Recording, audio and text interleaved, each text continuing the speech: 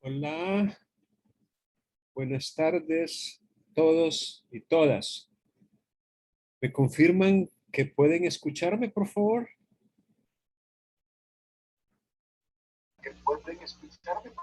Buenas tardes, sí se le escucha, licenciado. Buenas tardes, Lick. Buenas tardes, gracias. Bien, vamos a iniciar entonces la actividad de hoy y como siempre me parece de lo más necesario recordarles que antes de venir a la videoconferencia es muy recomendable leer los materiales, leer los contenidos. Y así, a medida que van leyendo y estudiando y analizando, ustedes van construyendo su competencia. Ustedes van construyendo su propio aprendizaje. Que esa es la idea. Eso es lo que se desea o lo que se espera. Que usted sea el artífice, el protagonista principal, el arquitecto o constructor de su conocimiento. Conocimiento que, como sabemos, va en tres dimensiones. El saber conocer, que tiene que ver con lo conceptual, con lo teórico, con la información que hay que almacenar poco a poco en nuestra memoria, pero también el saber hacer. Ahí ya entra en juego habilidades, destrezas o como que dice competencias técnicas, manuales. Hay que saber hacer, o sea, no quedarnos con lo teórico, sino llevarlo a la práctica. Saber hacer, además de saber conocer. Pero el tercer aspecto, pilar o dimensión es no menos importante y es el que a veces le damos menos relevancia o importancia, y es el saber ser, convivir. Allí ya entra en juego valores, actitudes, principios, es decir, la ética, la integridad, la confianza y el respeto que podemos nosotros desarrollar a medida que interactuamos con compañeros, con compañeras, con eventuales clientes, aún con familiares, amigos, vecinos, con la comunidad, con la sociedad en la que nos movemos. Bueno, entonces, a medida que usted va leyendo y tratando de aprender por sí mismo, imposible no surjan algunas dudas o algunas preguntas o algunos asuntos que no logran captar bien en toda su dimensión y que por ende a lo mejor requieran alguna explicación adicional. Ese es el rol del profesor. Allí es donde entro yo. Es decir, no solamente con proporcionarles estos materiales de estudio, que por cierto ya está bien, es una buena labor, pero mayormente con ayudarles a comprender estos contenidos. Y para ello, no hay nada mejor que las preguntas que ustedes puedan formular. Así que es mi deber, al inicio de cada sesión, abrir un espacio, dar un tiempo para preguntas que ustedes puedan traer a la clase, a la videoconferencia. Así que si ustedes tienen alguna pregunta por ahí, con gusto la pueden formular. A ver. Tenemos 26, 25 participantes, un bonito grupo. Pero otra vez me gustaría saber si tienen alguna pregunta. Bueno. Sí, le escucho, Brian, dígame. Yo tengo una pregunta acerca de la hora de producir la prueba. El artículo 406 del Procesal Civil y Mercantil nos dice que, en pocas palabras, que se puede ofrecer primeramente la prueba que mejor favorezca. Es decir, no hay entonces un orden si primero va testimonial o pericial o documental, sino que la que mejor favorezca es la que se ofrece primeramente, o como no hay un orden específico. Sí, mire, el orden, si le podemos llamar así, el orden es que el actor o demandante intervenga primero. Es decir, que sea la prueba de cargo o la prueba de la parte actora o la parte demandante la que se produzca primero. Claro, el demandante puede llevar todo un repertorio de medios probatorios. Él puede llevar declaración de la propia parte, puede llevar declaración de la parte contraria, puede llevar peritos, puede llevar testigos, puede llevar algún reconocimiento judicial que se pudo haber hecho antes de la audiencia probatoria. Es decir, puede tener él un elenco diverso de medios probatorios. Entonces, prueba documental, por supuesto, documentos o instrumentos públicos o privados. Entonces, de ese elenco, él va a decidir y a comunicarle al juez en qué orden quiere que desfile. Claro, hay un orden lógico, por ejemplo, la prueba instrumental que se entiende incorporada desde el momento mismo de la demanda, porque si no se acompaña a la demanda, precluye la oportunidad de presentarla después. Y eso es importante. Usted, cuando está preparando una demanda, tiene que asegurarse de tener la prueba documental ya consigo, porque la tiene que acompañar a la demanda. Igual resulta con la contestación, que con la contestación hay que adjuntar los documentos en que se fundamenta la resistencia, o sea, lo que el demandado tiene que decir por su parte.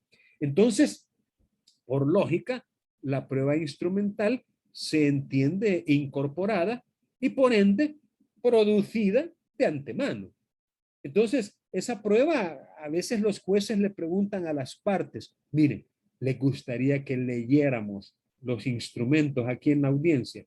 Y como uno ya los conoce, uno mismo le dice al juez, no, señor juez, no es necesario, ya conocemos su contenido, ya entendemos que está incorporada, entonces la entendemos producida también. Es decir, no es necesario leerla ahí en la audiencia, imagínense leer 3, 4, 5 instrumentos por cada parte, no hombre, solo ahí se lleva unas 2 horas la audiencia. Entonces, no es necesario leerla para tenerla por incorporada, sino que basta una especie de estipulación. Ya conocemos el contenido y en el momento oportuno de los alegatos haremos referencia a esa prueba instrumental y diremos qué es lo que prueba o qué es lo que no prueba esa prueba. Entonces ya no es necesario leerla, pero esa es la primera para hablar de un orden que se entiende producida. Luego será el demandante y en su momento el demandado el que le va a decir al juez, mire señor juez, me gustaría comenzar con la parte contraria, la declaración de la parte contraria. Luego quiero seguir con la propia parte. Después me gustaría que examinemos al perito que yo he nombrado, que yo he traído, y después a los testigos. Y de los 4 testigos que tengo, quisiera que Juan declare primero, María después, Luciana tercero y Roberto el último. Es decir, hay libertad y hay flexibilidad para que la propia parte que está intentando producir la prueba sea quien proponga en qué orden desea que se haga.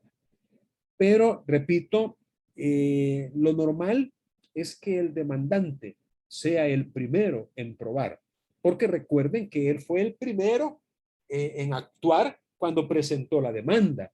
Entonces, por una cuestión de orden lógico, suena bien que sea él el primero en probar y luego el demandado. Y ese mismo orden se respeta a la hora de los alegatos.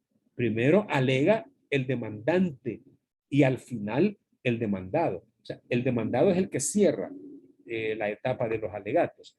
Entonces, contestando su pregunta, No hay un orden establecido por la ley en cuanto a los medios de prueba específicos, sino que la propia parte decide y plantea al juez en qué orden quiere que se produzca, lo cual por regla general es aceptado por el tribunal. Aunque el control o la facultad de control que tiene el tribunal podría, bajo ciertas circunstancias debidamente motivadas, alterar el orden propuesto por la parte.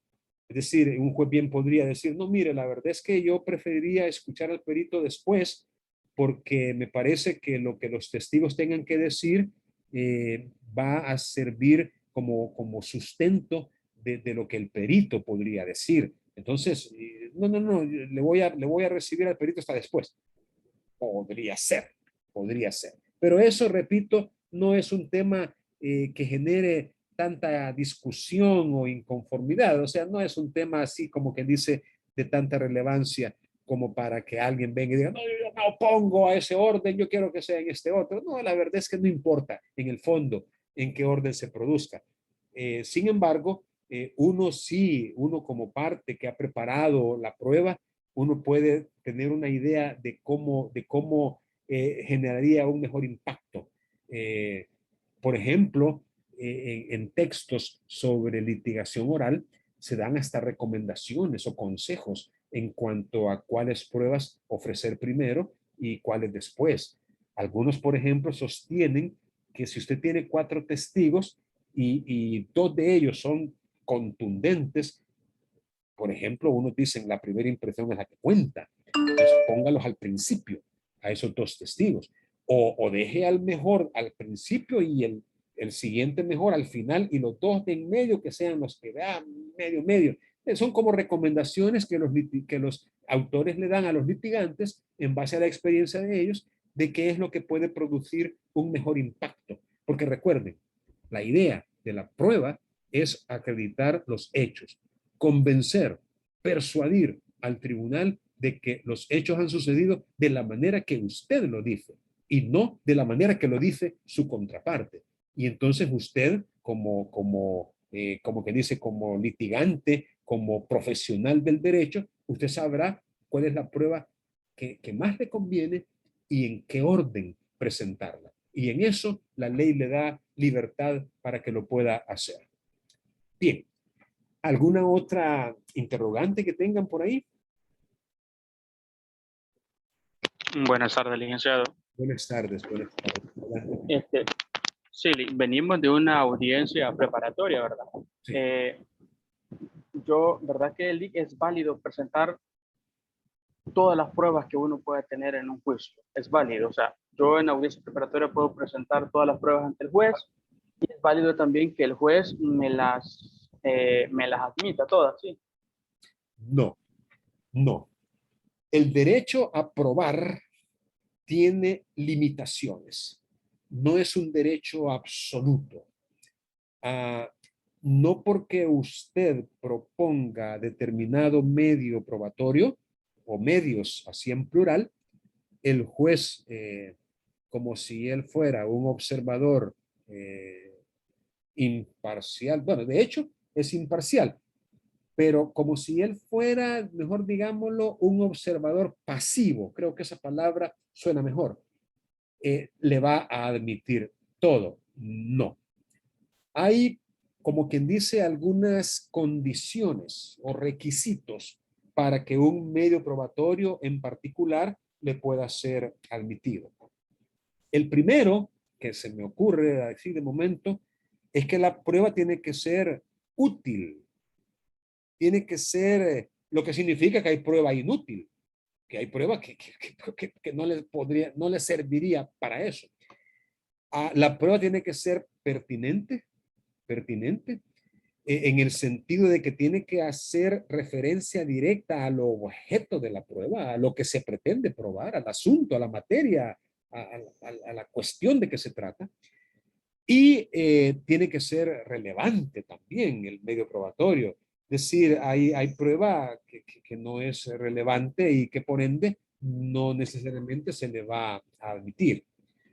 Por otro lado, los hechos que se pretenden probar tienen que ser susceptibles de ser probados. En otras palabras, no todos los hechos hay necesidad de que se prueben. Por ejemplo, hay ciertos hechos que son admitidos por la parte contraria. Y también hay hechos que son estipulados por ambas partes. Es decir, un hecho admitido o estipulado es un hecho no controvertido. Y la prueba debe recaer sobre hechos que son controvertidos.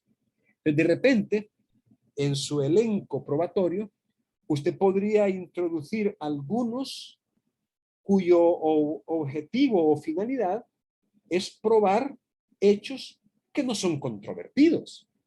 Entonces el juez perfectamente le podría decir, mire, de esos 4 medios probatorios que usted me ha propuesto y que usted mismo me lo ha dicho, 2 de ellos hacen referencia, o lo que pretende probar con 2 de ellos son hechos no controvertidos. Entonces, esos 2 no se los voy a admitir. Y no se los voy a admitir porque resultan inútiles. Es decir, resultan inútiles porque aunque sean pertinentes y relevantes, ¿para qué? Si han sido admitidos o estipulados. Es decir, si no son controvertidos. O sea, nosotros vamos a probar en juicio los hechos controvertidos, no los hechos admitidos. Y así como se habla de hechos no controvertidos, también hay otro tipo de hechos relevados de prueba. Por ejemplo, el derecho nacional. El derecho nacional no es necesario probarlo, porque ese se presume conocido por todos, especialmente por los jueces. También la costumbre, cuando ha sido también admitida por la parte contraria o cuando la ley se remite expresamente a ella. La costumbre tampoco es necesario probarla. Si usted me ofrece un medio probatorio en donde lo objetivo de él es probar la costumbre admitida o expresamente mencionada en la ley como fuente de derecho, entonces es innecesario, resulta inútil. No es necesario, pues, hacerlo. Igual, hay hechos notorios, hay hechos evidentes, todos los cuales, digamos, es importante conocer porque, al igual que los hechos no controvertidos, también están relevados de prueba. Entonces, cuando se presenta un medio probatorio junto a otros, pero ese medio va direccionado a la prueba de un hecho que no es susceptible de ser probado, el juez se lo va a rechazar. Entonces, contestando su pregunta, no necesariamente porque usted ofrezca o proponga un medio probatorio, se lo van a admitir. De hecho, la audiencia preparatoria, una de sus finalidades o propósitos es precisamente esa: ofrecer medios probatorios. Ahí muchas veces se da una contradicción interna, ¿no? Entre la parte que lo está ofreciendo y la contraparte, quien tiene legítimo derecho a oponerse también, a oponerse a la introducción de ciertos medios probatorios, por considerar igualmente que es inútil, impertinente o irrelevante. Y en todo caso, repito, es una decisión del juez, admitir o rechazar. Por cierto, esa decisión dentro de la audiencia preparatoria no admite recurso. La decisión del juez de admitir o rechazar un medio probatorio es irrecurrible. Lo más que puede hacer la parte afectada por esa decisión es pedir que se deje constancia en el acta para control posterior vía recurso de la sentencia definitiva que se pronuncie. Vengo a apelar de la sentencia y uno de mis argumentos es que en la audiencia preparatoria ofrecí un medio de prueba que me fue rechazado indebidamente. Y ahí quedó constancia en el acta. Entonces vengo a pedirle, honorable Cámara, que revise bien eso, porque esa prueba que me hizo falta era determinante. Y como no se pudo producir por culpa del juez, por eso es que falló en mi contra. Así que vengo para que revoque esa sentencia y que se devuelva el proceso hasta el estado antes de la audiencia probatoria y que se me admite ese medio probatorio. Ahí lo puede usted tratar de recuperar el caso, si ese medio de prueba le fue rechazado indebidamente. Así que espero haber dado respuesta a su consulta. ¿Alguien Sí, más? Lili, Sí, me surge otra consulta. O sea que la prueba o, ¿cómo se llama? El ofrecimiento de todas las pruebas, ya sea documental, testimonial, necesariamente tienen que llevar esos tres elementos. O sea, que sea relevante, que sea útil y que sea pertinente. O puede cumplir solo con uno. no. Necesariamente tienen que coincidir los tres. Una prueba puede ser muy pertinente, muy relevante, pero si es inútil, no se la van a admitir. Igual, puede ser útil, puede ser relevante, pero si no es pertinente, tampoco. Le pongo un ejemplo. Le pongo un ejemplo. Usted quiere probar que fulano de tal es hijo de Mengano. Es decir, usted quiere probar una relación de parentesco entre dos personas. Digamos que eso lo necesita para acreditar cierto extremo de su demanda. Y para probar eso, usted ofrece testigos. Ofrece como testigos a dos vecinos que tienen años de vivir ahí. Pues resulta que para probar el parentesco, ese no se prueba con testigos. Eso se prueba con documentos. Si usted quiere probar la relación de parentesco entre dos personas entre sí, tiene que ser con las partidas de nacimiento, de matrimonio, etcétera. Es decir, con partidas, certificaciones, por supuesto, de partidas, pero no con testigos. Si de repente usted dice, mire, señor juez, yo le quiero probar que fulano de tal es dueño de un inmueble, fíjense bien, dueño de un inmueble, propietario. Y también le quiero probar eso con un reconocimiento judicial. Yo quiero que vayamos, el tribunal que vaya con un técnico, con un ingeniero, con un perito, y se va a dar cuenta que ahí va a estar el señor ese. Y usted le puede preguntar, ¿quién es el dueño de aquí? Y él va a decir, yo soy el dueño.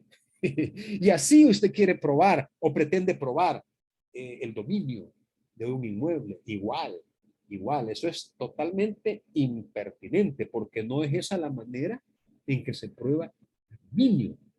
El dominio se prueba con la escritura de propiedad debidamente registrada. Y así se pueden multiplicar los ejemplos. Usted puede probar también con testigos que fulano de tal es heredero de Mengano. Heredero con testigos. No, disculpe. No se prueba con testigos la calidad de ser heredero de alguien. Eso lo puede probar única y exclusivamente con la declaratoria de herederos emitida por un juez o por un notario debidamente certificada, la certificación de la declaratoria de herederos. Esa es la manera en que usted prueba que una persona es heredero o heredera de otra. Y así por el estilo se pueden, repito, repetir o multiplicar los ejemplos de pruebas que son impertinentes. Pueden ser muy útiles o muy útiles porque se necesita acreditar eso y muy relevantes, pero si es impertinente no pasa. Entonces ese test, es más, algunos hablan también de conducencia, medios que son inconducentes para probar, que tiene mucho que ver también con la pertinencia. Pero como le repito, los requisitos de que estamos hablando tienen que reunirse todos, tienen que coincidir, no se pueden dispensar. Y para ello, obviamente, se requiere el poder, la facultad de control sobre el medio probatorio que tiene el juez.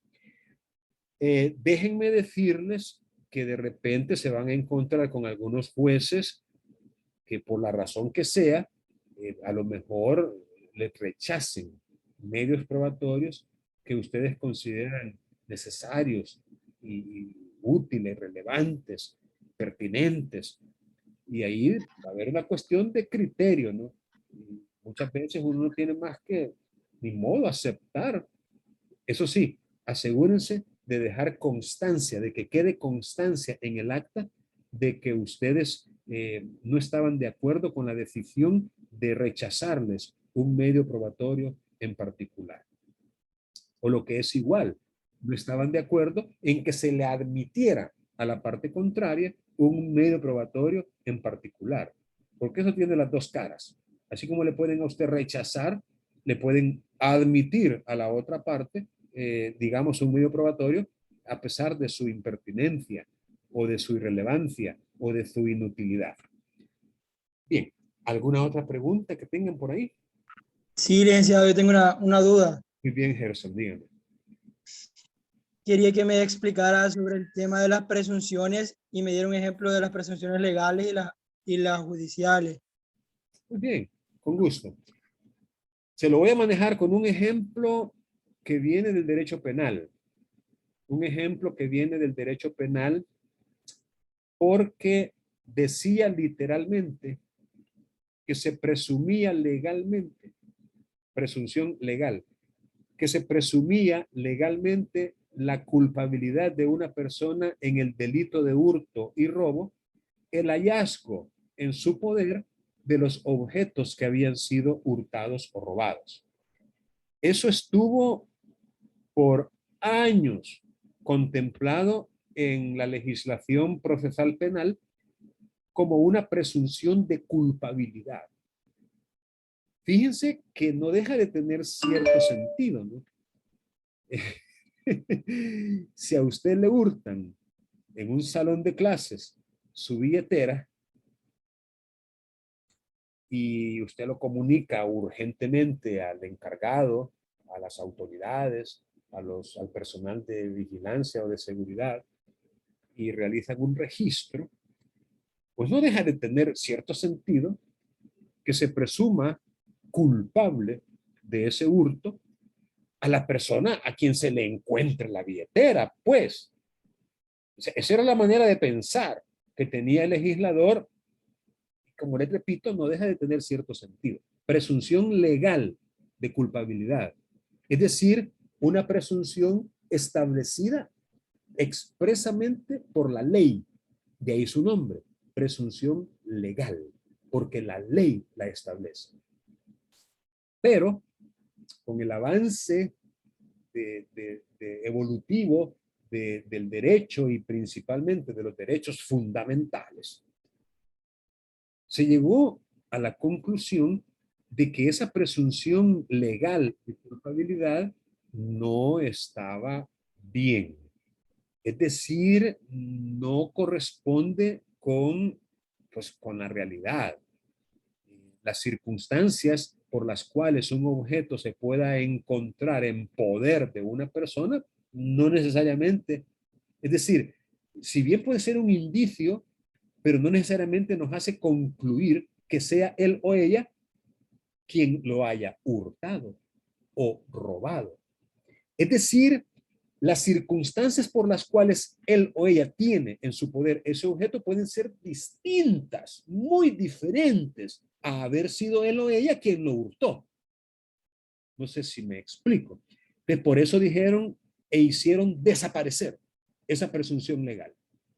Sin embargo, todavía queda como una posibilidad el que se pueda construir una presunción, esta vez judicial, de culpabilidad, a través de lo que se conoce como indicios o hechos conocidos. De hecho, por definición, la presunción no es más que el resultado de una operación mental consistente en colegir o deducir un hecho desconocido a partir de hechos conocidos. Les pongo otro ejemplo y siempre en el ámbito penal. suena un disparo de arma de fuego. El ruido proviene de una habitación que tiene solo una puerta. De esa puerta sale una persona con un arma en sus manos. Y esa persona al salir empieza a correr, arma en mano.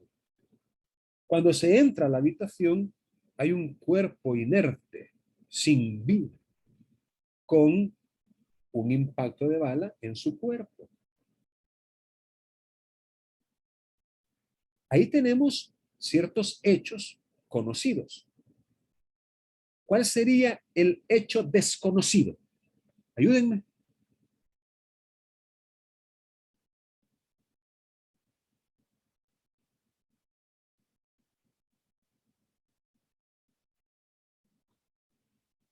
Alondra. El sujeto que disparó el arma, Lick, me imagino yo.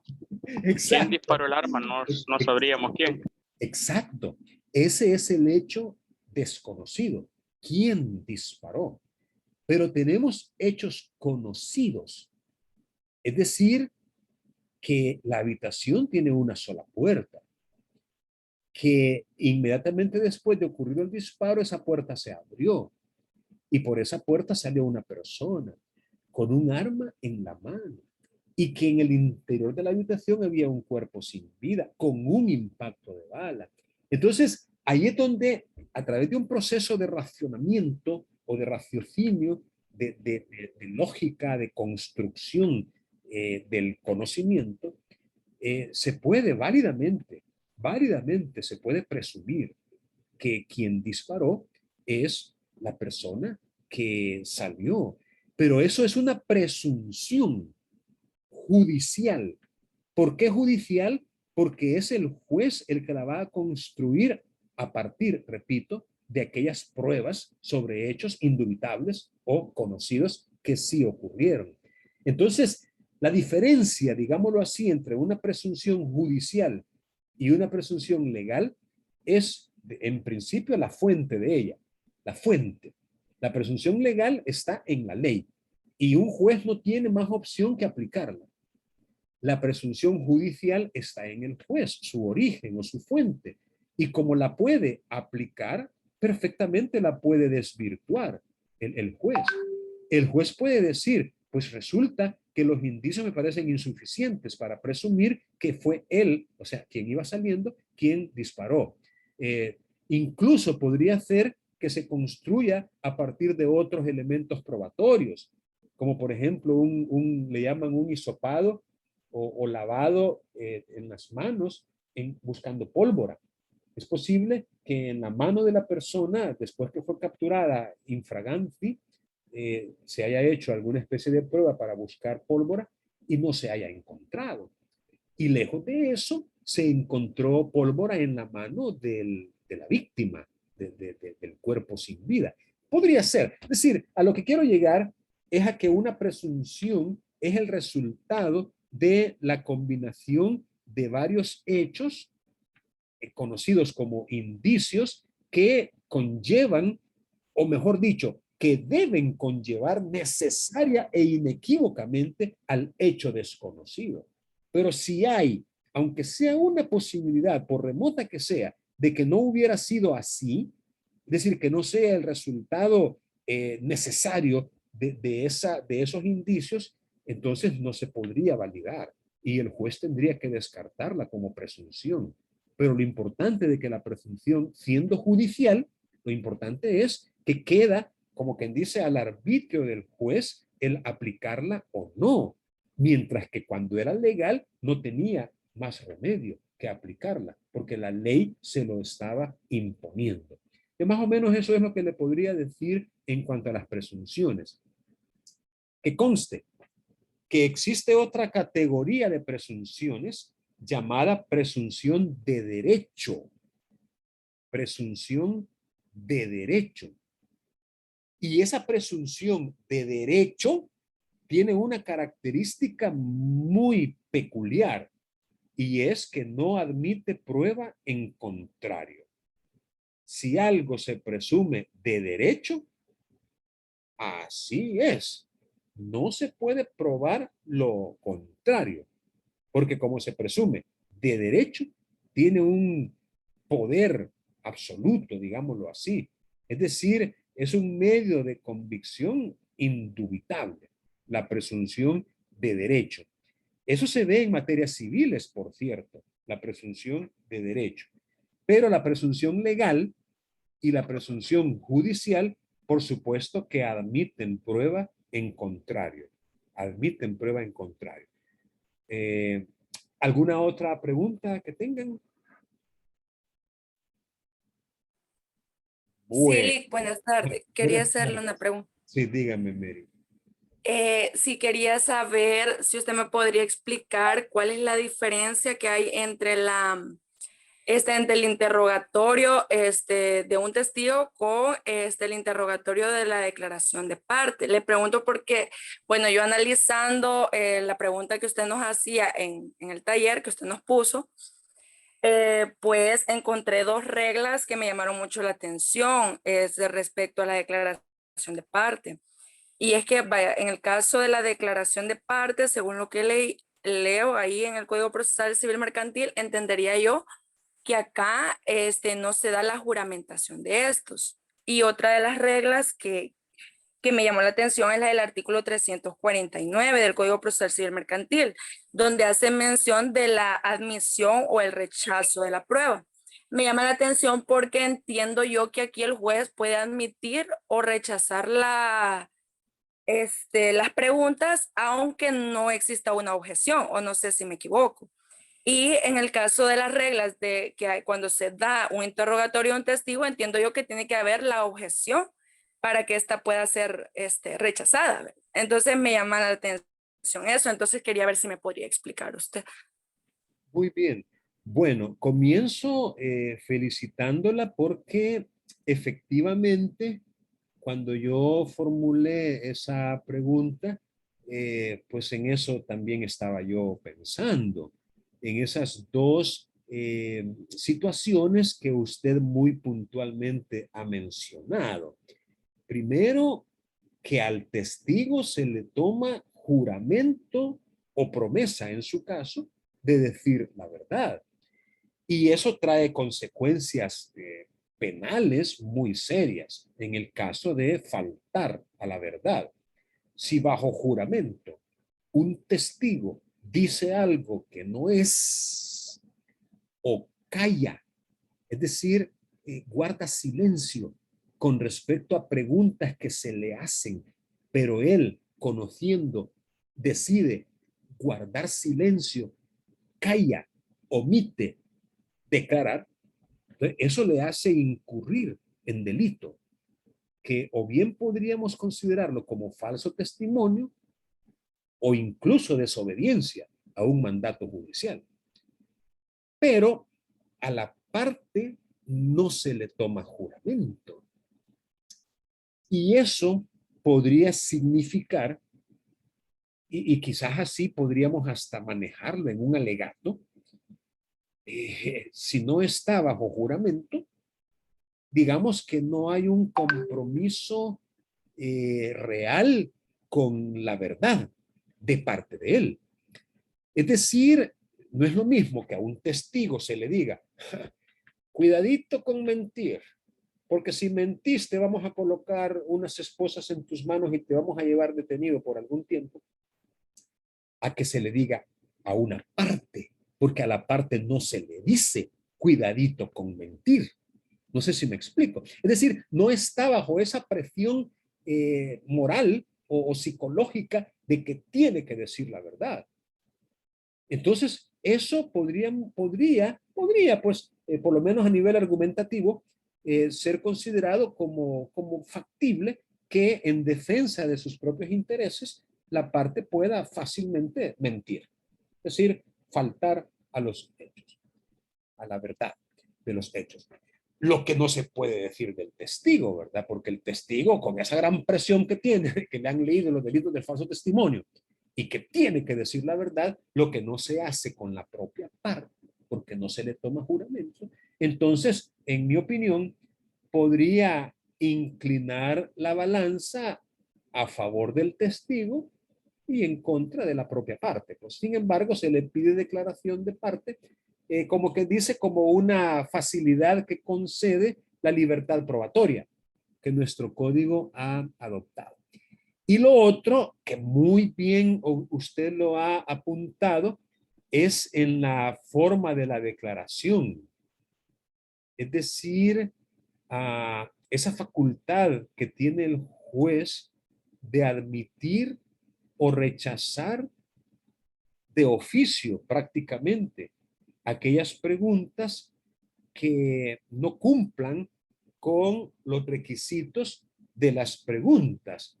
Y luego dice que hasta la parte declarante es la que va a formular objeción respecto de alguna pregunta, la propia parte declarante. Entonces, da la idea como que los abogados allí no estuvieran o estén pintados, ¿verdad? O salgan sobrando. Pero lo cierto es, a nivel práctico por lo menos, que siempre hay posibilidad de que un abogado pueda objetar las preguntas que hace el abogado de la parte contraria. Y no importa si es en un declaratorio de propia parte o de la parte contraria. Siempre se da a nivel práctico esa libertad para que los abogados puedan perfectamente objetar las preguntas que se están formulando o las respuestas que se están dando o el comportamiento del abogado de la parte contraria, como si de un testigo se tratara. Pero el artículo es bien claro. Un juez puede, aunque no se formule objeción, admitir o rechazar aquellas preguntas que él considere que no son correctas o que no están bien formuladas. Así que esas serían efectivamente algunas diferencias entre la declaración de la propia parte y la del testigo. Ahora, es importante, no sé si se mencionó también la declaración de parte contraria, que es una modalidad de la declaración de parte, pero de la parte contraria, en donde las consecuencias de una asistencia al interrogatorio o las consecuencias de callar, obviamente también son diferentes, ¿no? También son diferentes. Por ejemplo, en el artículo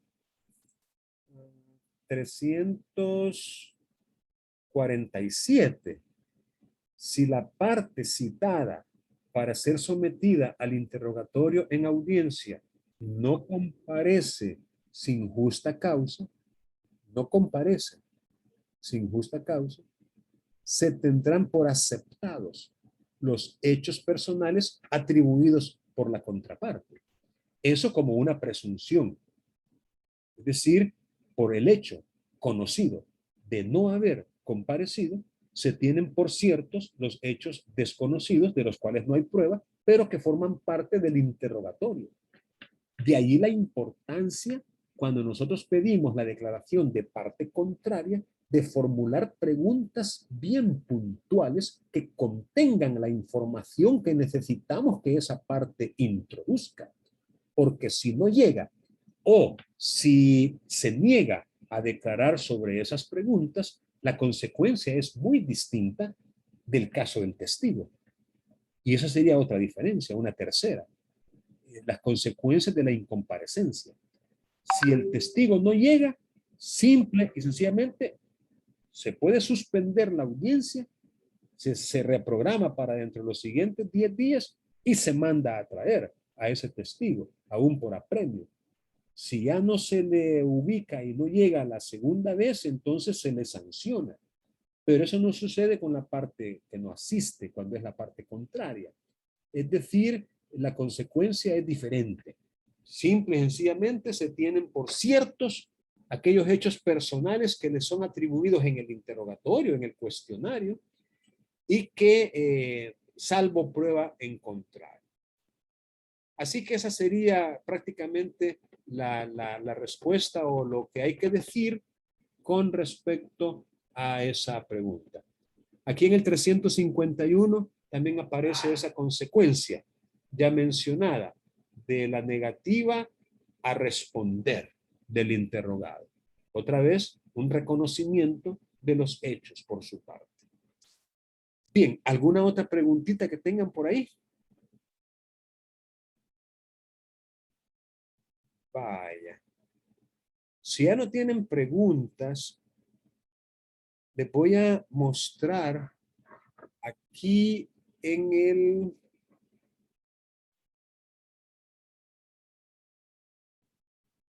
la plataforma virtual, les voy a mostrar una evaluación. No es evaluación en realidad. No es evaluación. Es una guía. Está aquí en evaluaciones, eso sí.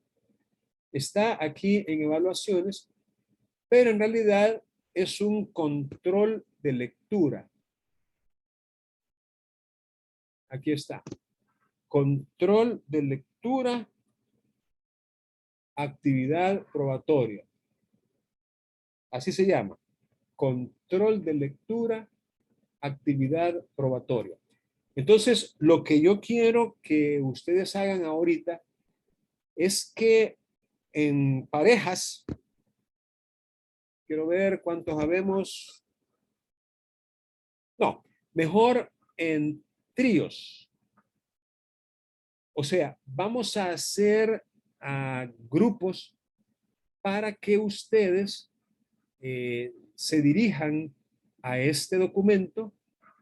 Lo voy a publicar ahorita, ya está publicado, y que se llama control de lectura, actividad probatoria.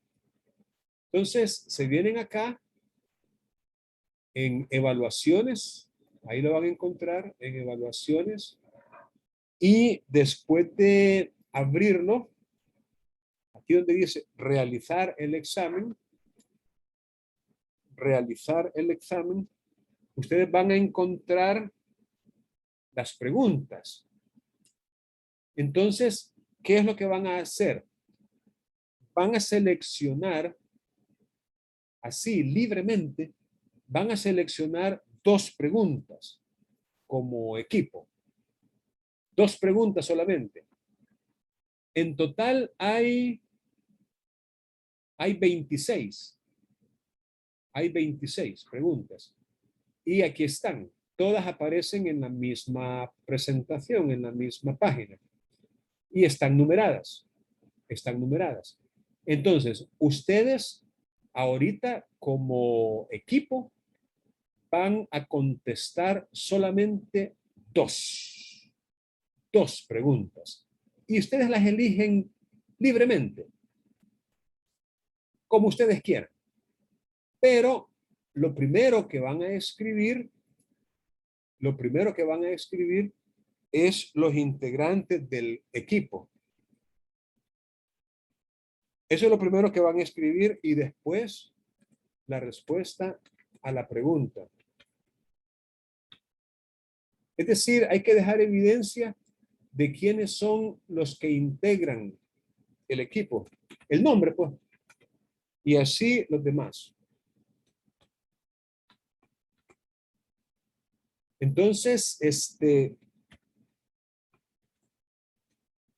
obviamente, solo uno de los 3 es el que va a, digamos, a estar escribiendo.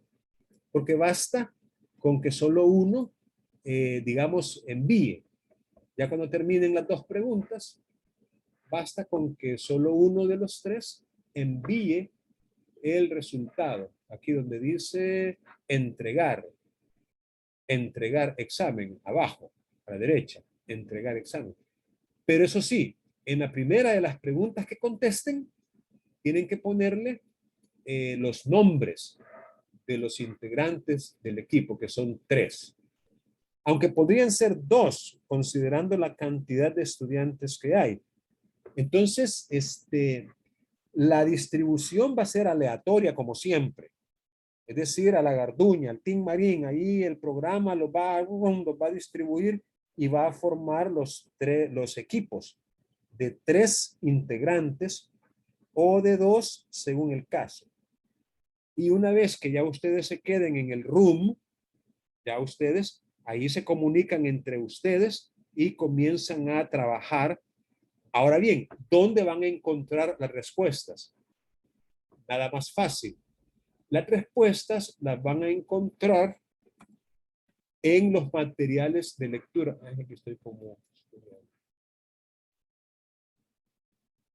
Las respuestas las van a encontrar en la parte que dice recursos complementarios, el segundo documento que aparece aquí. El segundo documento, que es precisamente en el Código Procesal Civil y Mercantil comentado, el que dice actividad probatoria. Este es el que van a utilizar como base para las respuestas.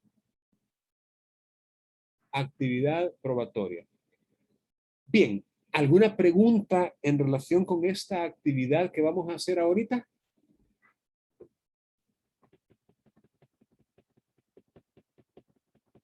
Repito, solo van a hacer 2 preguntas nada más.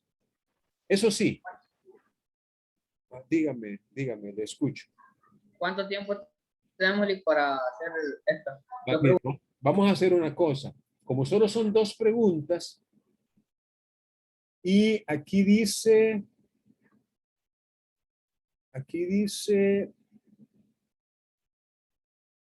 miren las indicaciones, se las quiero mostrar.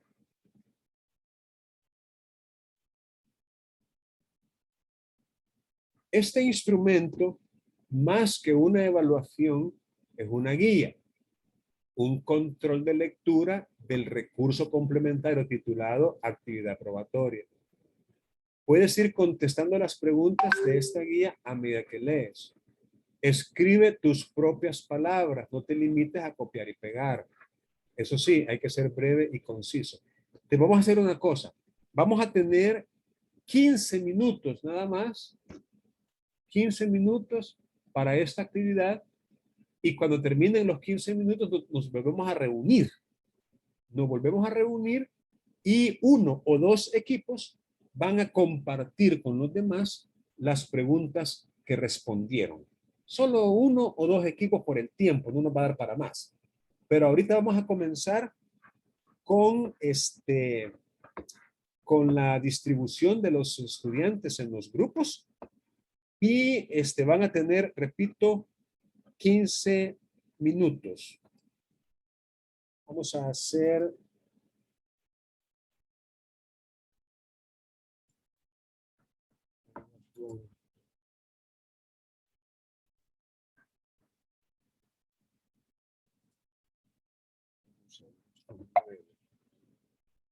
Con 8, 4, 9.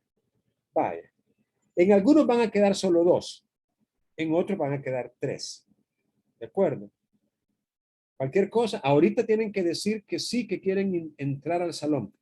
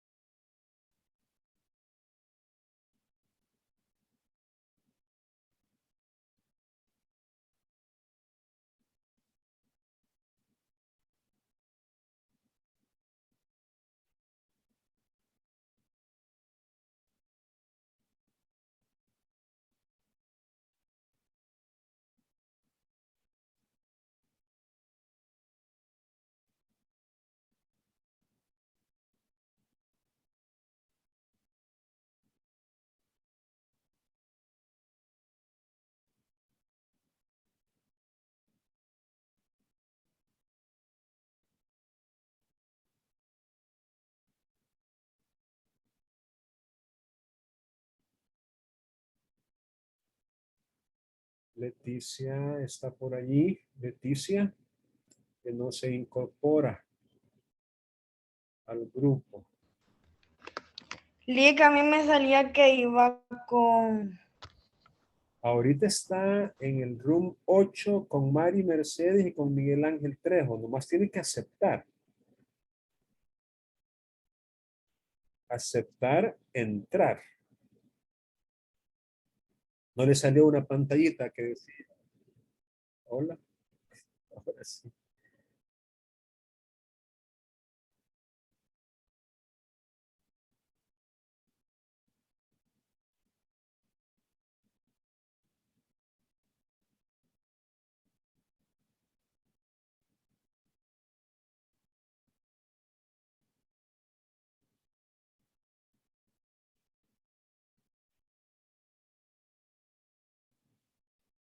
Hola. Hola.